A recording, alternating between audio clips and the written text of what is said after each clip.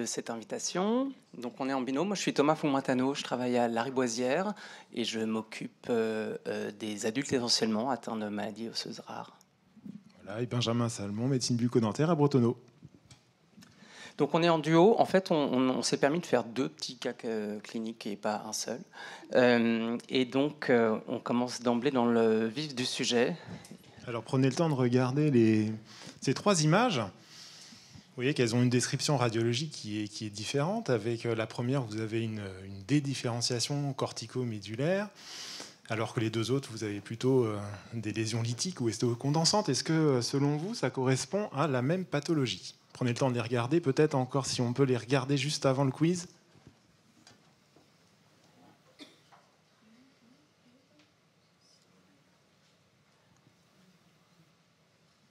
Vous noterez qu'on a serré le champ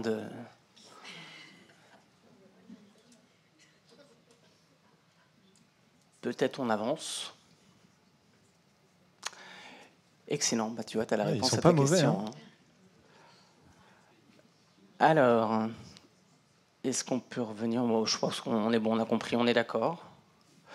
Et donc, voilà, on voulait vous parler de cette jeune patiente, 26 ans, quand elle était arrivée dans notre centre. En fait, elle n'a pas d'antécédent particulier. Elle venait quand même de faire une grossesse avec une éclampsie, en fait, peu de temps avant, un trauma crânien sur un accident de la voie publique. Et puis, voilà, on fait un scanner et puis on tombe sur cette image qui est décrite.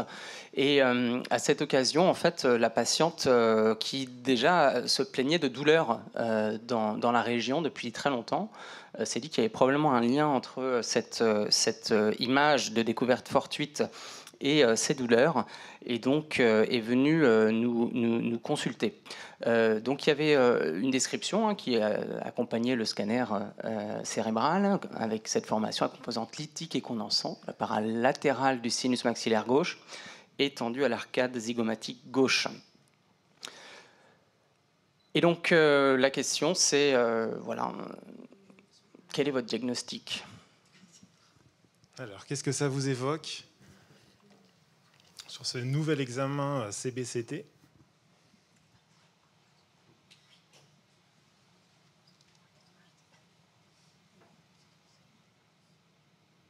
Là, c'est parce qu'il n'y a que 2 personnes qui ont répondu encore. 5 ans, on est bon, on est bon.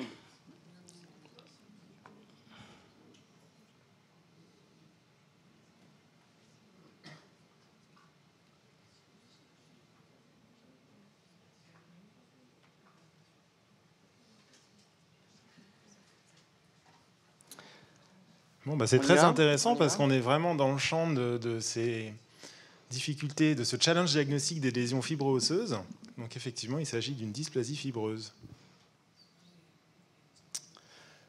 Donc, c'est effectivement le diagnostic qui avait été retenu. Alors, ce n'était pas forcément extrêmement typique, mais on voit quand même des lésions de verre dépoli, ce qui était un élément qui était en faveur de ce diagnostic. Mais finalement, le casse-tête pour cette patiente, ce n'était pas tellement le diagnostic en tant que tel, mais c'était quelle était l'origine de ses plaintes et de ses douleurs. Et il faut savoir que ces douleurs étaient suffisamment importantes pour qu'elles soient en échec des antalgiques de palier 1, 2, des anti-inflammatoires. Et en fait, elle était sous morphine quand la patiente est vue.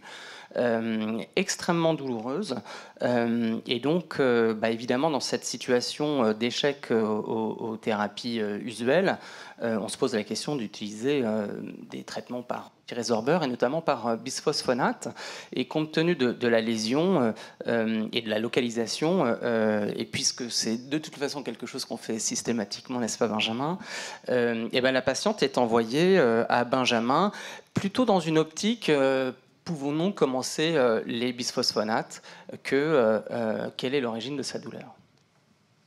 Alors, c'est là que du coup on met notre petite diade de rappel. Là, c'est une forme évidemment beaucoup plus importante.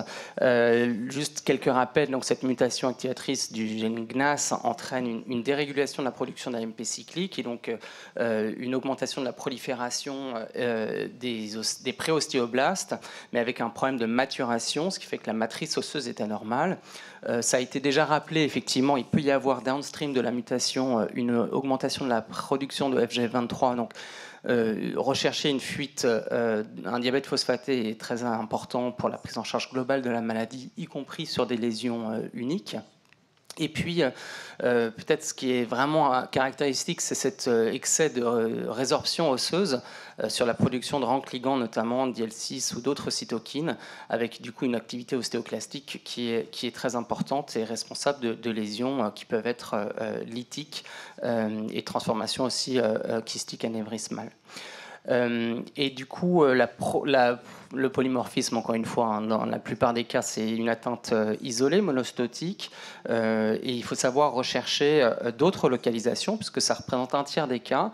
Et c'est vrai que peut-être ici dans la salle, tout le monde est conscient de ça, mais c'est pas exceptionnel qu'on voit des patients qui ont un diagnostic d'une lésion unique de dysplasie fibreuse et qui ne seront absolument pas du tout explorés par ailleurs et qui n'auront pas d'exploration sur le reste du squelette ou notamment de recherche d'endocrinopathie, ce qui, notamment quand ça touche la base du crâne, peut avoir des conséquences qui sont vraiment importantes.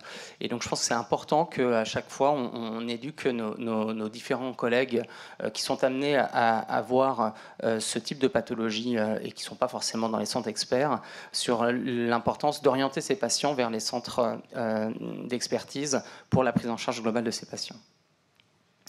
L'aspect de la matrice osseuse en radiographie standard peut être très variable avec tous les degrés de minéralisation en fait, de ces différents types de lésions, comme illustré ici. Donc là, c'est effectivement le cas sur un os long, mais ça peut être effectivement aussi le cas sur les atteintes maxillaires ou mandibulaires.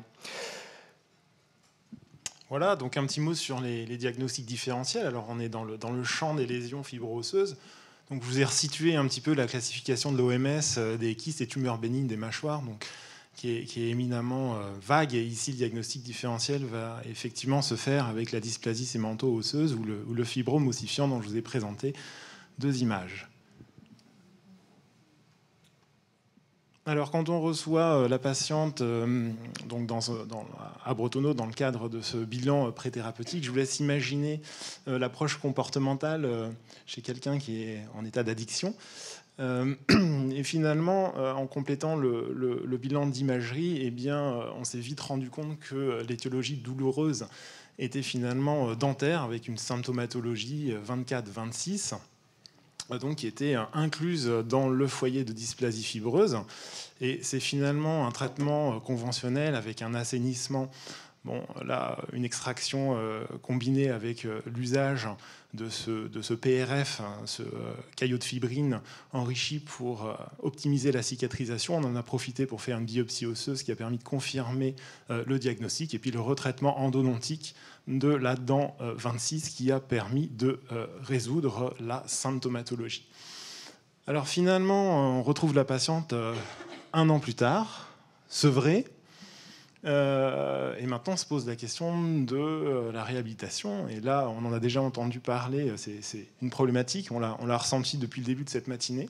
Quid de l'implantologie? Et là, on a envie de vous faire vraiment une question ouverte. Alors, les implants dentaires sont-ils possibles chez cette patiente, donc dans ce foyer de dysplasie fibreuse?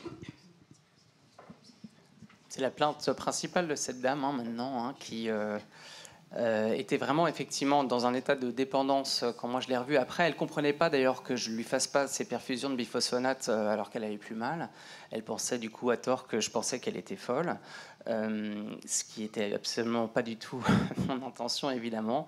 Et elle a eu extrêmement...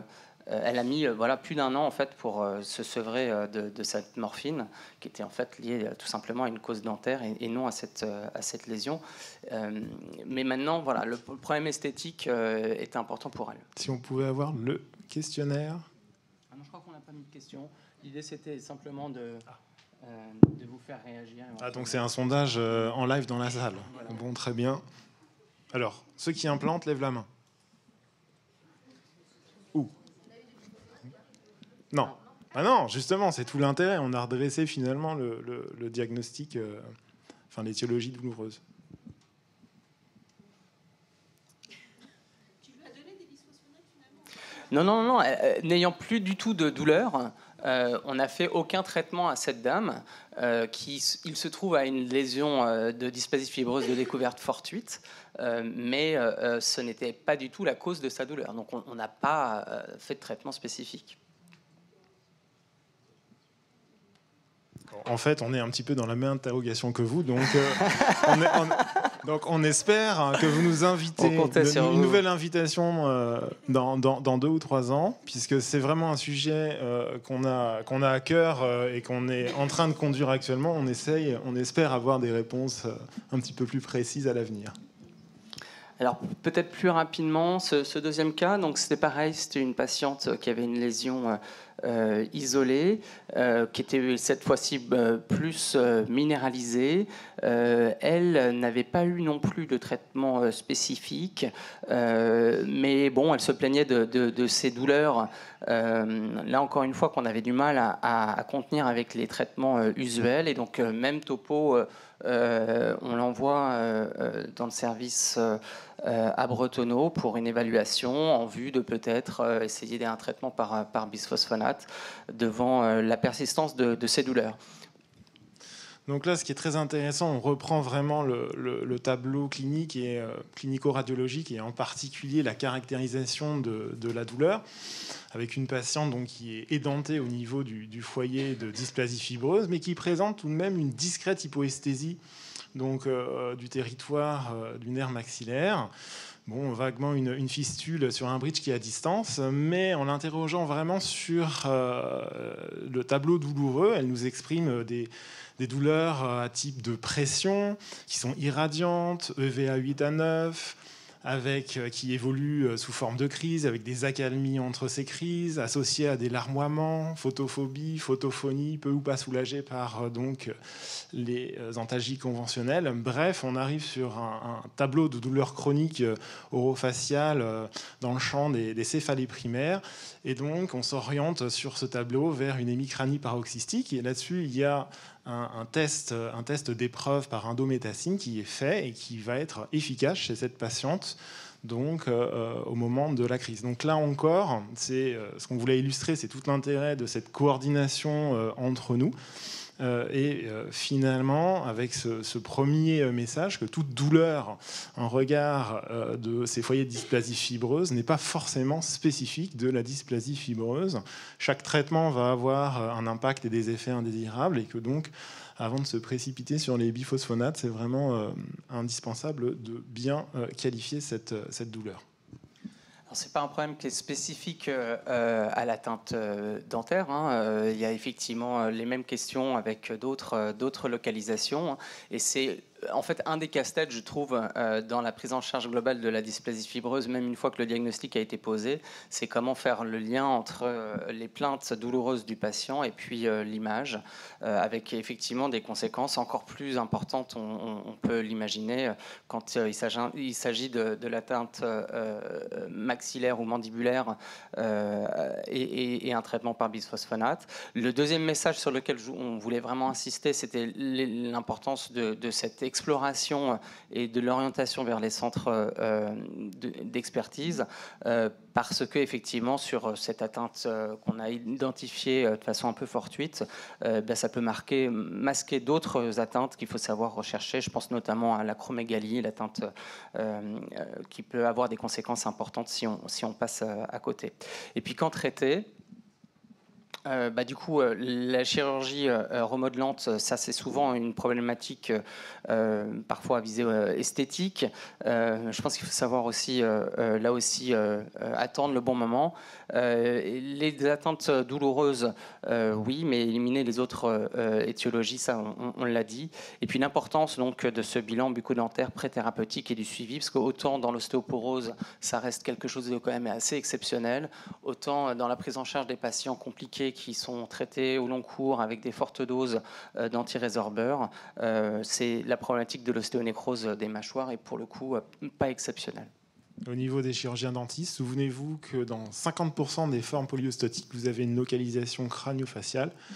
Donc devant toute localisation, c'est vraiment intéressant de penser à les bilanter. Merci de votre attention.